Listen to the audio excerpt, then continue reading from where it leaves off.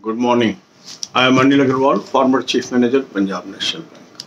So we will cover some important abbreviations in banking that is important from examination point of view.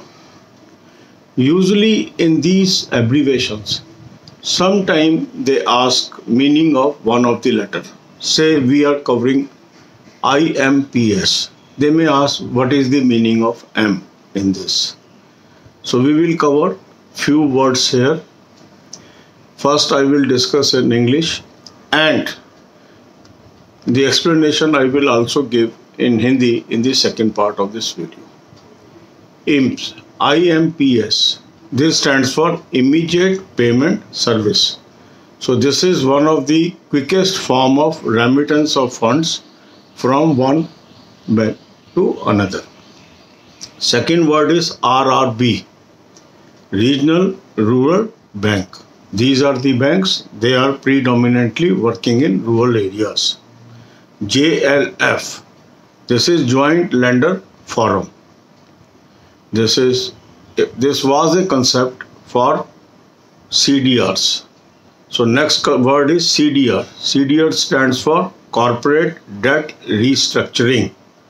Then another word is CRILC, Central Repository of Information on Large Credit. Then next word is EXIM, EXIM. EX stands for export, IM stands for import. So EXIM bank means export import bank that takes care of need of both type of borrowers. Then is ECGC. This is Export Credit Guarantee Corporation.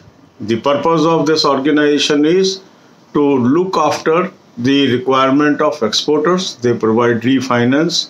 They also provide insurance to various banks against possible loss to exporters. So the purpose of ECGC is to provide the protection to the exporter as well as financial institutions. So we will be covering more terms in coming videos.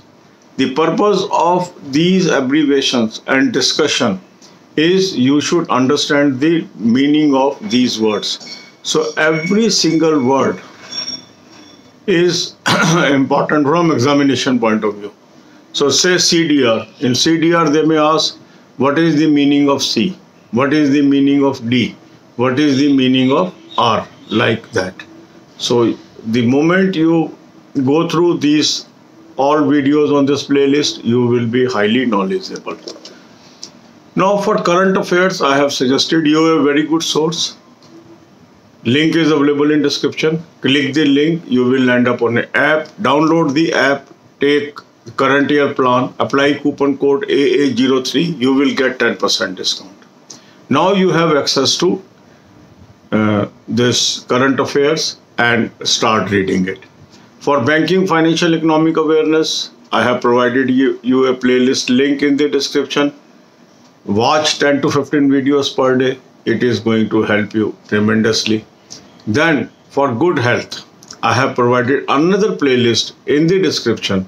Watch these videos, implement these ideas in your life and stay healthy. God bless you all. अब यही बातें हम हिंदी में करेंगे. आज से हम कुछ एब्रीवेशंस को डिस्कस कर रहे हैं. एग्जाम्स में क्या आता है, एब्रीवेशन आ जाती है, उसमें से एक पर्टिकुलर वर्ड का वो कहते हैं मीनिंग बताइए. जैसे मान लीजिए शब्द है IMPS, उसमें वो पूछेंगे M का क्या अर्थ है, तो वो इंग्लिश और हिंदी में सेम ही है. ठीक है, तो IM में IM स्टैंड्स फॉर इमीडिएट, ये हमने ऑलरेडी डिस्कस कर लिया.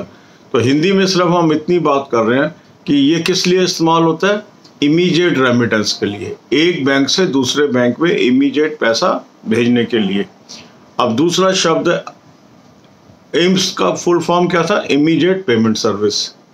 RRB का फुल फॉर्म क्या है, रीजनल रूरल बैंक. तो रीजनल रूरल बैंक कौन से बैंक है, जो ग्रामीण क्षेत्रों के अंदर काम करते हैं.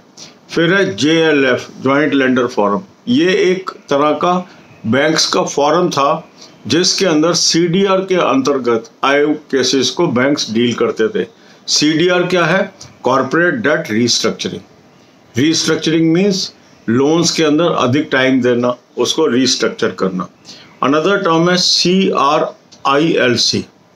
अब इसके अंदर इसकी फुल फॉर्म है central repository of information on large credit. तो जितने भी हम लोन्स करते हैं वो इस संस्था मेंटेन करती है।